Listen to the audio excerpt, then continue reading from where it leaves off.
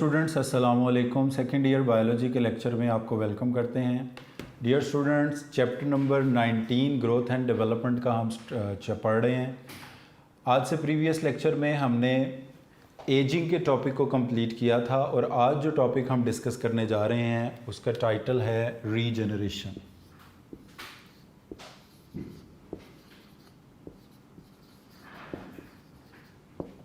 Dear students, regeneration का मतलब है ability to regain the lost और इंजर्ड बॉडी पार्ट। तो हमने ये देखा है कि कुछ एनिमल्स में ये एबिलिटी पाई जाती है कि अगर उनका कोई ऑर्गन लॉस हो जाता है, कोई ऑर्गन इंजर्ड हो जाता है, तो वो अपने ऑर्गन को दोबारा बना सकते हैं। So dear students, ability to regain the lost body part, ability to regain lost body part is known as regeneration। तो कोई बॉडी का ऑर्गन, कोई बॉडी का पार्ट अगर इंजर्ड हो जाता है, लॉस्ट हो जाता है, तो उसको दोबारा गेन करने की, दोबारा हासिल करने की सलाहियत को कहा जाता है रीजनरेशन। मगर रीजनरेशन का प्रोसेस जो है it is a slow process. ये स्लो प्रोसेस होता है, तो ग्रेजुअली वो ऑर्गेनिज़म अपने लॉस्ट बॉडी पार्ट को रीजनरेट करता है। और रीजनरेशन की जो पावर या कैपेबिलिटी है ये अनइक्वल है, यानी ऐसा नहीं है कि हर ऑर्गन ही बॉडी का रीजनरेट करता है। कुछ ऑर्गन के लिए ये एबिलिटी प्रेजेंट होती है और कुछ ऑर्गन में ये एबिलिटी एब्सेंट होती है। इसके बाद डियर स्टूडेंट, इस टॉपिक को जो मेन डिस्कस करने वाली चीज़ है वो है इसका मैकेनिज़्म, कि ऐसा क्या होता है कि ऑर्गेनिज़म रीजनरेट कर पाते हैं। तो इसके मैकेनिज़्म में ये है कि हमने देखा है कि कुछ अनडिफरेंशिएटेड सेल्स, जब किसी डिफरेंशिएटेड सेल्स में चेंज होते हैं,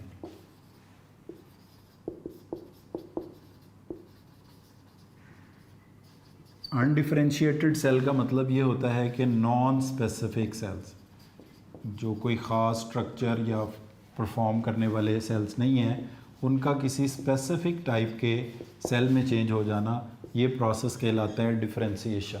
और इसी प्रोसेस को हम डेवलपमेंट भी कहते हैं। तो डियर स्टूडेंट्स, हमने देखा है कि अनडिफरेंशिएटेड सेल्स में आते हैं एम्ब्रियो और जाइगोट के सेल्स। तो जब ये जाइगोट और एम्ब्रियो के cells, undifferentiated cell, complete organism में चेंज होते हैं, तो ये प्रोसेस डेवलपमेंट या डिफरेंशिएशन कहलाता है। तो डिफरेंशिएशन के नतीजे में, डेवलपमेंट के नतीजे में जो कंप्लीट ऑर्गेनिज्म बन जाता है, कंप्लीट ऑर्गेनिज्म, तो ये देखा गया है कि even after formation of complete organism there are some undifferentiated cells. हालांकि वो एक कंप्लीट ऑर्गेनिज्म बन चुका है, बट स्टिल उसकी बॉडी में कुछ अनडिफरेंशिएटेड सेल्स मौजूद होते हैं जो सेम एम्ब्रियोलॉजिकल प्रोसेस को रिपीट कर सकते हैं जो पहली बार इसकी डेवलपमेंट के दौरान हुआ था। तो dear student, undifferentiated cell non differentiated cell से, undifferentiated cell non specific cell से स्पेसिफिक टाइप के सेल्स का बनना, ये प्रोसेस कहलाता है डेवलपमेंट। और डेवलपमेंट के नतीजे में कंप्लीट ऑर्गेनिज्म बनने के बावजूद some cells have potential of, some cells behave like undifferentiated cell. तो जब उनकी बॉडी को ज़रूरत पड़ती है वो अपने ऑर्गन्स, अपने स्ट्रक्चर दोबारा रीगेन कर लेते हैं, दोबारा हासिल कर लेते हैं। इसको हम एक एग्ज़ाम्पल के साथ स्टडी करते हैं। अगर हमारे पास ये एक एनिमल है जो बिलोंग करता है फ्लैट वर्म्स, प्लेटीहेल्मिन्थीस के फाइलम से, इसका नाम है प्लेनेरिया। अगर ये दो हाफ्स के अंदर कट हो जाता है इस तरह से, एक इसका इंटीरियर हाफ है, दूसरा इसका पोस्टीरियर हाफ है, तो इसके इंटीरियर हाफ और इसके पोस्टीरियर हाफ में कुछ स्पेशलाइज्ड टाइप के सेल्स पाए जाते हैं जिन्हें बोलते हैं नियोब्लास्ट्स। अब ये नियोब्लास्ट इस पूरे पोस्टीरियर एंड से माइग्रेट करके जहाँ पर इसकी एम्प्यूटेशन हुई है, जहाँ से ये कट हुआ है या वूंड या इंजर्ड हुआ है, वहाँ पर आ जाते हैं। यहाँ पर भी ये जो सेल्स मौजूद हैं इनको हम कहते हैं नियोब्लास्ट। अब ये नियोब्लास्ट, इसमें वो सेल्स हैं जो एक कंप्लीटली डेवलप्ड फॉर इंडिविजुअल में मौजूद हैं, but they behave like undifferentiated cell. और ये वही एम्ब्रियोलॉजिकल प्रोसेस जो पहली बार इसकी डेवलपमेंट के लिए हुआ था, उसको रिपीट करने की एबिलिटी रखते हैं। इन सेल्स को हम कहते हैं नियोब्लास्ट। तो अब ये जो पोस्टीरियर एंड के नियोब्लास्ट हैं वो इस एम्प्यूटेशन की साइड पर आएंगे और इसके एंटीरियर हाफ को रीगेन कर लेंगे। एंटीरियर हाफ के सेल एम्प्यूटेशन साइड पर आएंगे और इसके पोस्टीरियर हाफ को रीगेन कर लेंगे। तो इस तरह ability to regain the lost body part, इसको कहा जाता है रीजनरेशन। और इसका मेकनिज़म ये है कि बॉडी में फुल डेवलपमेंट, फुल डिफरेंशिएशन के बावजूद कुछ ऐसे सेल्स मौजूद होते हैं जो अनडिफरेंशिएटेड रहते हैं, नॉन स्पेसिफिक रहते हैं, और बॉडी की ज़रूरत पड़ने पर वही एम्ब्रियोलॉजिकल प्रोसेस जो पहली बार डेवलपमेंट के दौरान हुआ था उस स्ट्रक्चर को बनाने में, उसको रिपीट करने की एबिलिटी रखते हैं। ऐसे सेल्स की एग्जांपल के तौर पर हम एग्जांपल लेंगे नियोब्लास्ट की। नियोब्लास्ट प्लेनेरिया फ्लैटवर्म में पाए जाने वाले वो सेल्स हैं जो उसी एम्ब्रियोलॉजिकल प्रोसेस को दोबारा रिपीट कर सकते हैं जो पहली बार प्लेनेरिया को बनाने में हुआ था। तो एंटीरियर हाफ अपने पोस्टीरियर हाफ को रीगेन कर लेगा और पोस्टीरियर हाफ अपने इंटीरियर हाफ को रीगेन कर लेगा, और ये एबिलिटी, ये प्रोसेस इनका कहलाएगा रीजनरेशन। इसके बाद डियर स्टूडेंट हमने डिस्कस करनी है एग्ज़ाम्पल्स इसके प्रोसेस की, रीजनरेशन के प्रोसेस की मुख्तलिफ एग्ज़ाम्पल्स हैं जिनको हम यहाँ पर डिस्कस करेंगे। इसमें पहले नंबर पर एग्ज़ाम्पल है स्पॉन्जीज़ की। तो स्पॉन्जीज़ जो हैं they have the ability to regenerate. Sponges के अंदर ये एबिलिटी है कि वो रीजनरेट कर सकते हैं। स्पॉन्जीज़ डियर स्टूडेंट्स बिलोंग करते हैं फाइलम पोरीफेरा से। स्पॉन्जीज़ उन एनिमल्स को कहते हैं जिनकी बॉडी पे बहुत सारे पोर्स होते हैं, जिसमें साइकोन, स्पॉन्जिला, ल्यूकोसिलिनिया, यूप्लेक्ट्रिला, ये इनकी एग्जांपल्स में लिए जा सकते हैं। तो स्पॉन्जीज़ अगर कोई टूट जाते हैं, कट हो जाते हैं, इंजर्ड हो जाते हैं, तो अपने ये जो पार्ट लॉस किया है उसको दोबारा हासिल कर सकते हैं, रीगेन कर सकते हैं। ऑल्दो कि ये प्रोसेस जो है वो स्लो प्रोसेस होता है, बट दे कैन रीजनरेट। इसके बाद नेक्स्ट एग्जांपल में हम बात करेंगे pincer claws of lobster.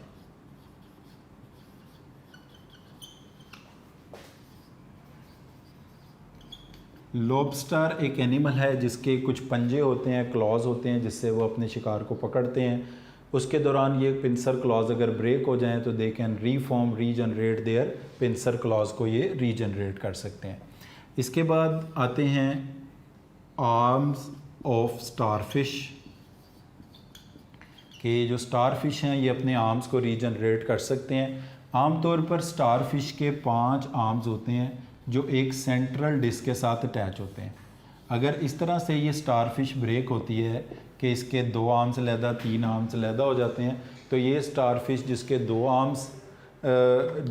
Arms loss हुए हैं, ये अपने इस तरह से इसके ये अपने फॉर्म कर लेगा 2 आर्म्स को। तो ये जो ब्लैक में बनाए हैं ये रीजनरेट हुए हैं। इसी तरह जिसके 3 आर्म्स लॉस हुए हैं वो अपने 3 आर्म्स को रीजनरेट कर लेंगे। अब यहाँ पर एक कंडीशन है जिसकी वजह से ये बात आपको बताई है कि आर्म्स में रीजनरेट करने की एबिलिटी नहीं है। वो आर्म्स रीजनरेट करते हैं जिनके साथ some part of the central disc attach होता है, वो पार्ट रीजनरेट कर सकते हैं। तो बेसिकली रीजनरेट करने की पावर जो है वो इनकी सेंट्रल डिस्क में मौजूद है। तो they can regenerate there arms provided के उन आर्म्स के साथ सेंट्रल डिस्क जो है वो अटैच हो। इसके बाद डियर स्टूडेंट्स नेक्स्ट एग्जांपल की तरफ आते हैं। स्पॉन्जेस हो गए, पिंसर क्लॉज ऑफ लॉबस्टर हो गए, आर्म्स ऑफ द स्टारफिश हो गए। स्टारफिश प्रोवाइडेड के इनके साथ सेंट्रल डिस्क का कुछ पार्ट अटैच हो। इसके बाद नेक्स्ट एग्जांपल की तरफ बढ़ते हैं। तो head of earthworm, head of earthworm, ये अर्थवर्म जो है अपने हेड को रीजनरेट कर सकता है। इसका हेड लॉस हो जाता है तो ये अपने हेड को दोबारा बना सकता है। इसके बाद आते हैं जी लिम्ब्स ऑफ सैलेमेंडर।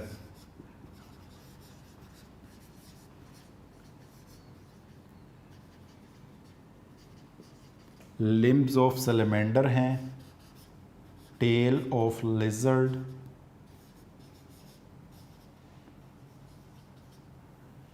प्लांट्स के लिए कुछ फिनोमिनाज हैं जिसमें आता है वेजिटेटिव प्रोपिगेशन,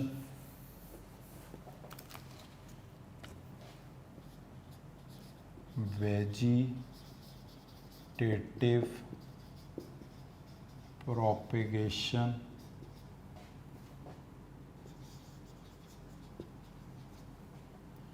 उसके बाद आता है प्लेनेरिया, और प्लेनेरिया के ख़ास तौर पर नियोब्लास्ट्स का ज़िक्र जो है वो हम करेंगे यहाँ पे। तो ये वो एग्ज़ाम्पल्स हैं जो हमारी बुक में डिस्कस की गई हैं रीजनरेशन के हवाले से। कुछ पार्ट इसमें बुक से भी देख लेते हैं। जैसे नंबर 1 पर सबसे पहले है डेफिनेशन, एबिलिटी टू रीगेन और recover the lost injured part of the body is called regeneration. तो पहले नंबर पर इसकी एग्जांपल में स्पॉन्जेस हमने बात की जिनका फाइलम पोरिफेरा है, जिनकी बॉडी पे बहुत ज़्यादा पोर्स होते हैं, ये रीजनरेट करने की कैपेबिलिटी रखते हैं। इवन के एक स्मॉल पार्ट से कंप्लीट स्पॉन्ज भी जो है इसमें वो ग्रो हो सकता है। हाउएवर ये प्रोसेस स्लो होता है और इसमें कई साल का टाइम चाहिए होता है। Lobster loses is pincer clause, तो ये इनको रीजनरेट कर सकते हैं। स्टार फिश अपने आर्म्स को रीजनरेट कर सकते हैं प्रोवाइडेड कि उनके साथ सेंट्रल डिस्क या इसका कुछ पार्ट अटैच हो। इसके बाद हेड ऑफ द अर्थवॉर्म, ये अपने हेड को रीजनरेट कर सकते हैं। लिम्स रीजनरेट हो सकते हैं सैलमेंडर के एट वेरियस एजेस। इसके बाद आते हैं जी एम्फीबियंस में आता है ये सैलमेंडर भी। तो लिम्स के अलावा भी कुछ पार्ट रीजनरेट हो सकते हैं जैसे कि tail in the larva of amphibian and in lizard. Lizard can easily discard its tail and can regenerate it, मतलब लिजर्ड अपनी टेल को रीजनरेट कर सकता है। Healing of fracture and healing of skin wounds, तो ये हमने नहीं लिखा था, ये भी लिख लेते हैं। तो हीलिंग ऑफ वुंड्स, कोई से भी जो वुंड्स हैं ख़ास तौर पर जो फ्रैक्चर का है, बोन का फ्रैक्चर ऑफ बोन, और स्किन के जो वुंड्स हैं इनका हीलिंग जो है ये भी रीजनरेशन की एग्जांपल में आता है। बोन रीजनरेट हो जाती है फ्रैक्चर्ड वाली साइड पे, या स्किन रीजनरेट हो जाती है वुंडेड साइड के ऊपर।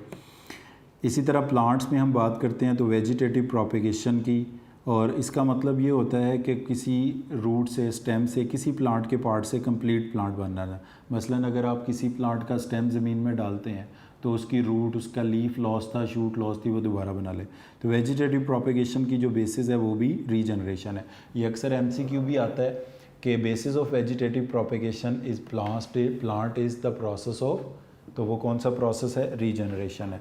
उसके बाद ये प्लेनेरिया की एग्जांपल हमने इन डिटेल डिस्कस की, और इनमें अनस्पेशलाइज्ड सेल्स जो पाए जाते हैं उन्हें कहते हैं नियोब्लास्ट, तो इनको भी हमने डिस्कस किया। तो डियर स्टूडेंट, इस टॉपिक में रीजनरेशन की डेफिनेशन और ये एग्जांपल्स ही हैं जिनको आपने एलैबोरेट करना है। एक बार फिर मैं आपको ये एग्जांपल्स बता देता हूँ, जिसमें नंबर 1 है स्पॉन्जेस, पोरिफेरा से बिलोंग करते हैं और इवन कंप्लीट ऑर्गेनिज्म भी बन सकता है रीजनरेशन से। Pincer claws of lobster second example है। Arms of starfish, head of earthworm, limbs of salamander and tail of lizard, या अदर एम्फीबियंस की भी टेल इसमें हो सकती है।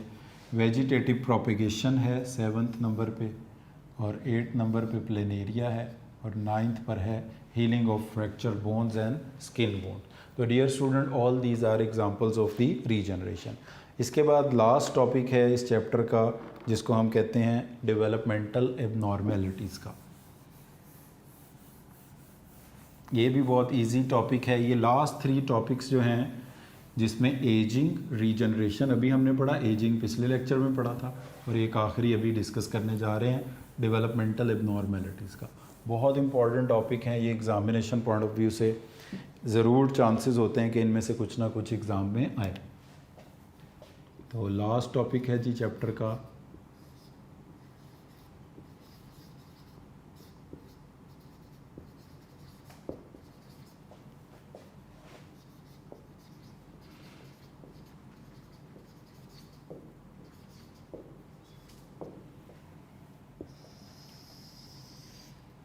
Developmental abnormalities. तो सबसे पहले डियर स्टूडेंट, डेवलपमेंटल एबनॉर्मेलिटीज़ की स्टडी को कहते हैं teratology, the branch of biology which deal with the study of developmental abnormalities is known as teratology. और वो चीज़ें जिनकी वजह से डेवलपमेंटल एबनॉर्मेलिटीज़ होती हैं इनको कहते हैं टेरेटोजेंस। तो द सब्सटेंसेस और the agent responsible for the developmental abnormalities इनको कहते हैं टेरेटोजेंस, और जो डेवलपमेंटल एबनॉर्मेलिटीज़ की स्टडी है इसको हम कहते हैं टेरेटोलॉजी। तो डियर स्टूडेंट, सबसे पहले हम देखते हैं कि व्हाट इज़ डेवलपमेंटल एबनॉर्मेलिटी। इसमें ये देखा गया है कि कुछ बच्चे जब बॉर्न होते हैं तो पैदाइशी तौर पर वो नॉर्मल बच्चों की तरह नहीं होते, उनकी बॉडी में कुछ डिफेक्ट्स होते हैं, जैसे किसी की स्कल का बहुत छोटे साइज़ का हो जाना, या किसी के होंठ का अपर लिप का कटा हुआ होना, किसी के पैलेट जो तालू की बोन होती है उसमें गैप होना, इसी तरह किसी की 5 से ज़्यादा उंगलियां होना या 5 से कम उंगलियां होना। इस तरह की सारी जो प्रॉब्लम्स हैं ये कहलाती हैं डेवलपमेंटल एबनॉर्मेलिटीज़। तो सबसे पहले यहाँ पे डिस्कस यही किया गया है कि some times under unfavourable condition some part of the body show abnormal development. Teratology is the branch of biology which deal with these abnormal developments and causes for such development, और जो agents इनके responsible होते हैं इनको हम कहते हैं टेरेटोजेंस। अब इसके बाद डियर स्टूडेंट्स हमने इनकी एग्जांपल्स को ही डिस्कस करना है कि कौन कौन सी एग्जांपल्स हैं जो टेरेटोजेनिक इफ़ेक्ट कर सकती हैं, कौन सी चीज़ें। तो कोई भी ऐसी थी चीज़, anything which interfere with normal process of development में कंट्रीब्यूट टू द एबनॉर्मेलिटीज़। तो इसमें जो पहले नंबर पर एग्जांपल्स हम डिस्कस करने जा रहे हैं वो एबनॉर्मेलिटीज़ हैं जो पेरेंट्स से इनहेरिट होती हैं। विरासती तौर पर जो नकाइस जो हैं वो वालिदैन से उनके बच्चों में ट्रांसफ़र होते हैं, जिसमें which are due to the chromosomes, genes in environmental factor. इसमें नंबर 1 पर हम डिस्कस करने जा रहे हैं जेनेटिक डिफेक्ट्स को। तो abnormalities which are due to the genetic defect, जो कि जीन्स के डिफेक्ट की वजह से होते हैं। इसमें नंबर 1 पर जो डिसऑर्डर हम पढ़ रहे हैं इसकी एग्जांपल में वो है हीमोफीलिया।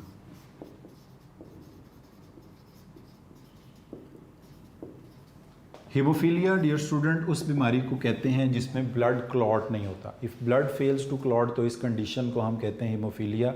कोई भी माइनर सा कट, इंजरी, वुंड लगेगा, उससे खून बहता रहेगा और इवन इतनी ब्लीडिंग होगी कि उस पर्सन की डेथ भी हो सकती है। तो डियर स्टूडेंट, हीमोफीलिया में ये देखा गया है कि कुछ फैक्टर्स इन्वॉल्व होते हैं जो कि ब्लड क्लॉटिंग कराते हैं। टोटल 12 फैक्टर्स हैं जो कि ब्लड क्लॉटिंग के रिस्पॉन्सिबल होते हैं। उसमें से ज़्यादातर लोगों में फैक्टर नंबर 8 की कमी होती है।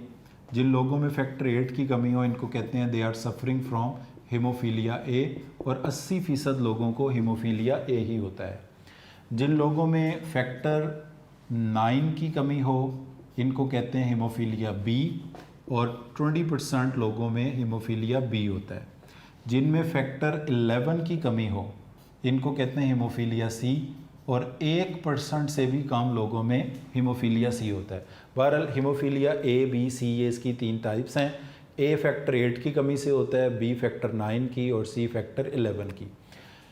हीमोफीलिया की डिज़ीज़ में होता क्या है, ब्लड फेल्स टू क्लॉट। इस बीमारी में ब्लड क्लॉट नहीं होता। अब कोई पर्सन हीमोफिलिक है या उसके होने के चांस कितने हैं ये डिपेंड करता है उन जीन्स पे जो अपनी वो मदर फादर से इनहेरिट करते हैं।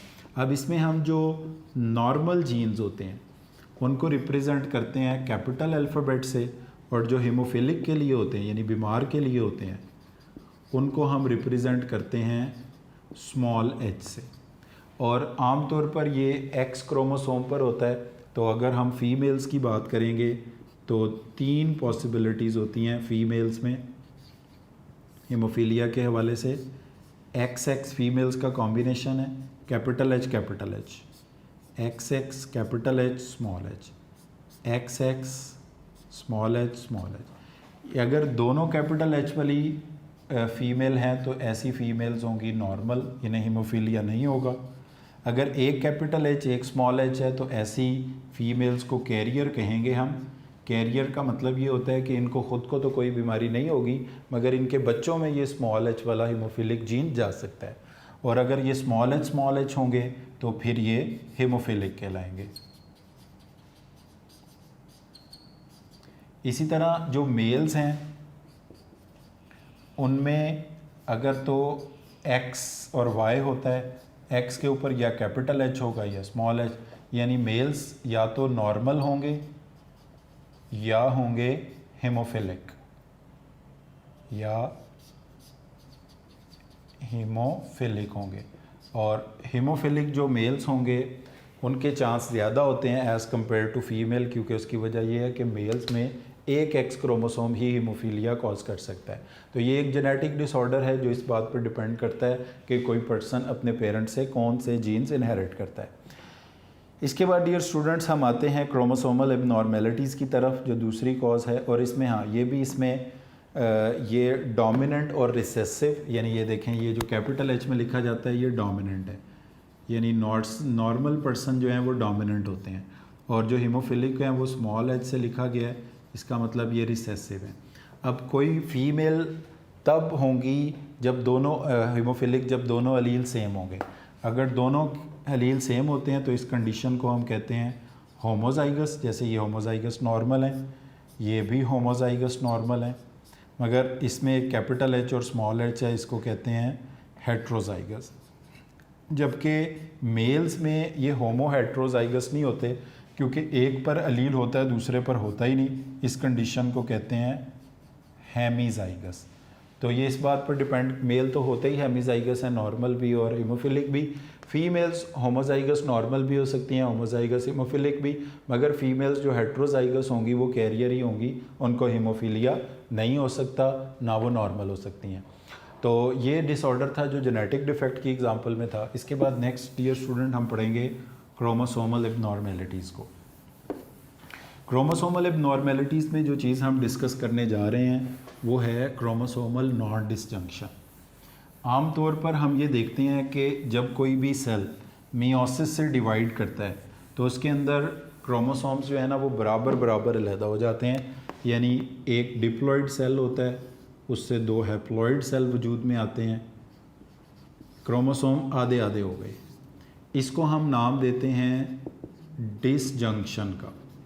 डिसजंक्शन का मतलब है इक्वल सेग्रीगेशन और सेपरेशन ऑफ क्रोमोसोम।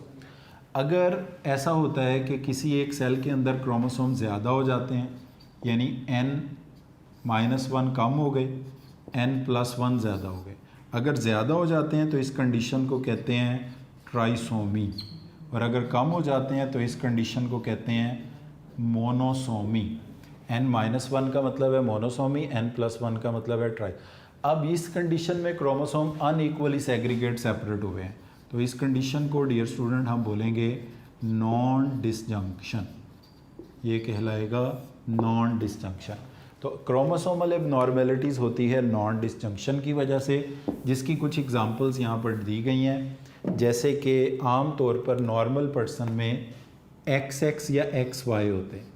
XX हों, देखें 44 क्रोमोसोम के साथ 2X हों तो टोटल कितने हो गए 46। ये होते हैं फीमेल्स,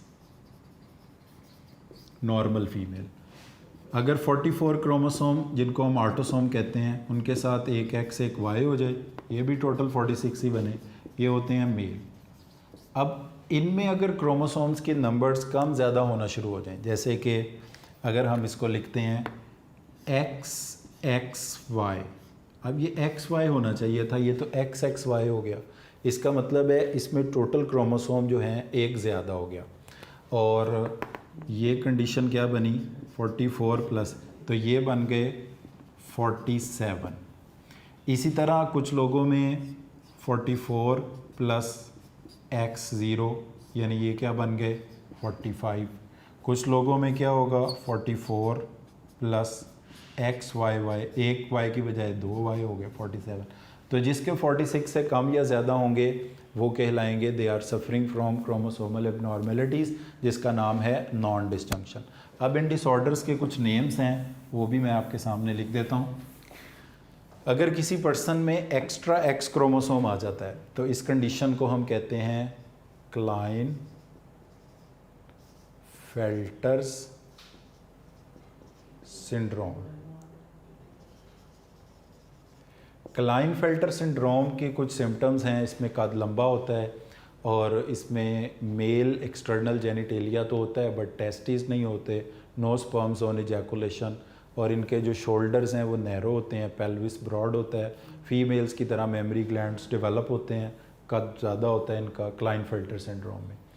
जैकब सिंड्रोम, इसको 45 क्रोमोसोम हो तो इस कंडीशन को कहते हैं टर्नर्स सिंड्रोम, और इसमें कद छोटा होता है, ये फीमेल्स होते हैं मगर इनफर्टाइल होते हैं, आगे रिप्रोड्यूस करने के काबिल नहीं होते। और 47 में वाई एक्स्ट्रा हो तो इस कंडीशन को कहते हैं जैकब्स सिंड्रोम। इनके बारे में एक दो लाइनें आपकी बुक में बताई गई हैं कि ये एग्रेसिव होते हैं, इनमें एंटी सोशल बिहेवियर होता है और क्रिमिनल टेंडेंसीज इनके अंदर पाई जाती हैं। तो ये इनके एमसीक्यू पूछे जाते हैं इस तरह के कि XXY यानी एक क्रोमोसोम एक्स्ट्रा ज़्यादा हो X तो इसको कहते हैं क्लाइन फेल्टर, और आपको बताया कि जिसमें ज़्यादा होते हैं ये ट्राइसोमी कहलाते हैं, यानी ट्राइसोमी है। जिसमें कम होते हैं इसको मोनोसोमी कहते हैं। तो टर्नर सिंड्रोम मोनोसोमी है, जैकब सिंड्रोम भी क्या होगी, ट्राइसोमी, क्योंकि इसमें 47 से ज़्यादा है।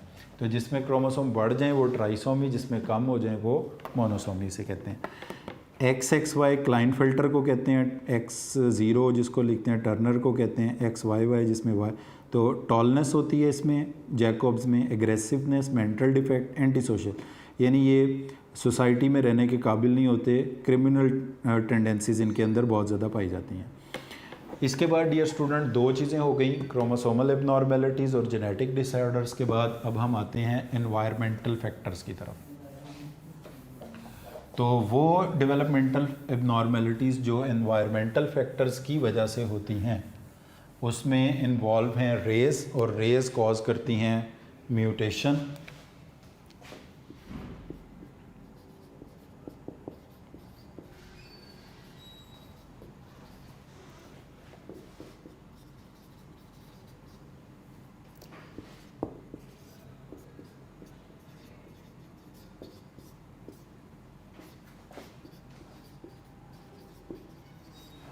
एक्स रेज जो हैं ये आती हैं टेराटोजिन्स में।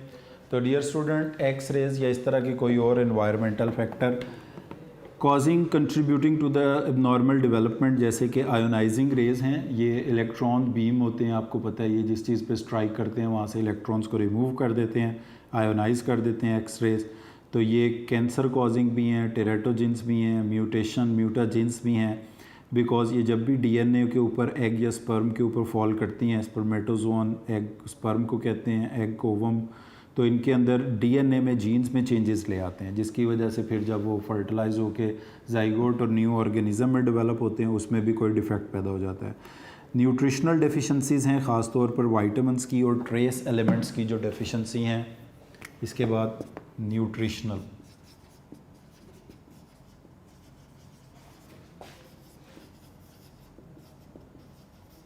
ख़ास तौर पर इसमें वाइटामिन्स की, क्योंकि वाइटामिन्स बॉडी में ट्रेसेस में ही चाहिए होते हैं, और ट्रेस मिनरल्स या एलिमेंट्स इनकी जो ख़ास तौर पे कमी है वो बाइस बनती है डेवलपमेंटल एबनॉर्मेलिटीज़ का। यानी अगर प्रेगनेंसी के दौरान मदर में किसी वाइटामिन की, किसी मिनरल की कमी है तो उसका इफ़ेक्ट बच्चे की डेवलपमेंट पर होगा। और कोई टॉक्सिन्स ऐसे हैं जो फूड में इंजेस्ट कर लिए हैं तो it affect the differentiation of every tissues in the foetus. Foetus कहते हैं डियर स्टूडेंट्स डेवलपिंग एम्ब्रियो को ही हम फीटस का नाम देते हैं। तो मदर में होने वाली किसी न्यूट्रिशनल डेफिशिएंसी का इफेक्ट जो होगा वो बच्चे पर होगा। इसके बाद मेटाबॉलिक डिसऑर्डर्स आते हैं कुछ, जो कि ड्यूरिंग ऑर्गेनोजेनेसिस, और ऑर्गेनोजेनेसिस आपको बता चुके हैं ऑर्गन्स के बनने के प्रोसेस को कहते हैं, को इफ़ेक्ट करता है। इसमें ये आखिर में कुछ एग्जांपल्स दी हुई हैं, जैसे कि है माइक्रोसिफेली। माइक्रोसिफेली का मतलब होता है abnormally small sized skull. Microcephaly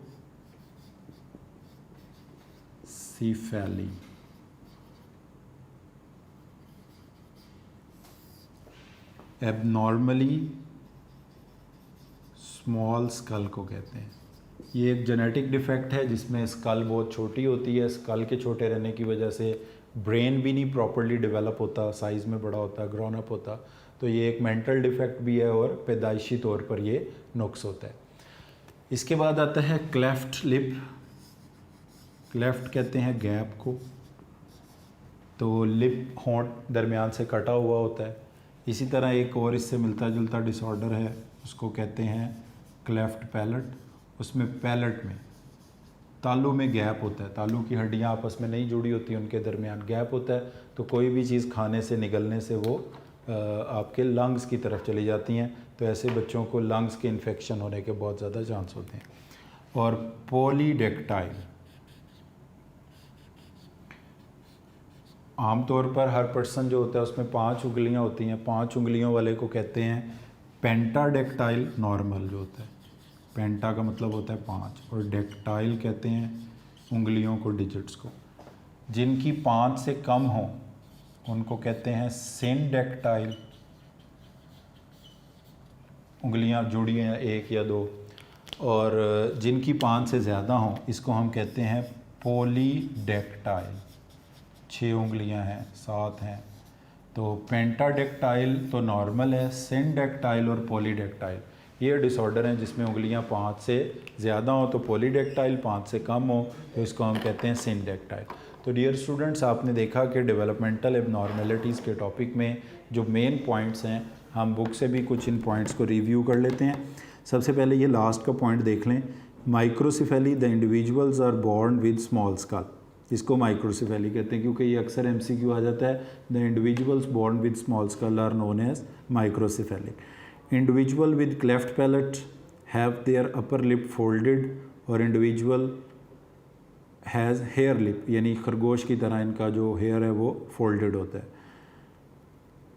इसी तरह कंडीशंस विद फिंगर्स मोर और लेस देन 5 इन हैंड और फीट, मोर हों तो इसको कहते हैं पॉलीडेक्टाइल और कम हो तो इसको कहते हैं सिनडेक्टाइल, SYN, और अगर 5 हो तो इसको कहते हैं पेंटाडेक्टाइल। अब ज़रा टॉपिक के स्टार्ट से देख लें। टेरेटोलॉजी उस ब्रांच को कहते हैं जिसमें डेवलपमेंट की एबनॉर्मेलिटीज़ को स्टडी किया जाता है। इन एबनॉर्मेलिटीज़ में पहले नंबर पर हीमोफीलिया जेनेटिक डिफेक्ट की एग्जांपल के तौर पे दिया हुआ है। क्रोमोसोमल एबनॉर्मेलिटीज़ में 3 हैं, टर्नर, क्लाइनफेल्टर और जैकब सिंड्रोम। और एनवायरमेंटल फैक्टर में एक्स-रेज हैं, न्यूट्रिशनल डेफिशिएंसीज हैं, कुछ मेटाबॉलिक डिसऑर्डर्स हैं। और लास्ट में ये टर्म जो हैं वो 3 टर्म्स माइक्रोसिफेली, क्लेफ्ट पैलेट और सिनडेक्टाइल और पॉलीडेक्टाइल, नॉर्मल हो तो पेंटाडेक्टाइल इसे कहते हैं। तो यहाँ पर डियर स्टूडेंट हमारा ये चैप्टर भी कंप्लीट हो गया और हमारा आज का टॉपिक भी कंप्लीट हो गया। तो आज के लेक्चर को डियर स्टूडेंट्स हम इधर ही वाइंड अप करते हैं। Thank you very much for today.